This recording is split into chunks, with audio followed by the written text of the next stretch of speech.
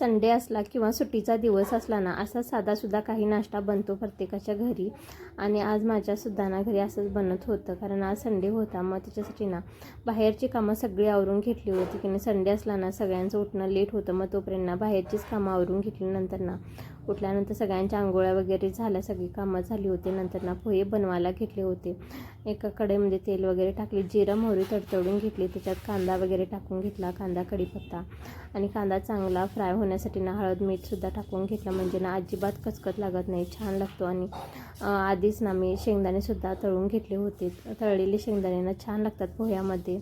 आणि ते सुद्धा तळून घेतलं आणि ते सुद्धा टाकून घेतल्यानंतर ना भिजवलेले पोहेसुद्धा टाकून घेतलं आणि व्यवस्थित परतून घेतलं, कारण ना सगळं एकजीव झालं ना छान लागतात पोहे. सगळं व्यवस्थित एकजीव झाल्यानंतर ना वरून ना चिरलेली कोथिंबीर टाकून घेतलीने असा होता आजचा नाश्ता. मग या सगळेजण पोहे खायला. आणि व्हिडिओ आवडला नक्की लाईक आणि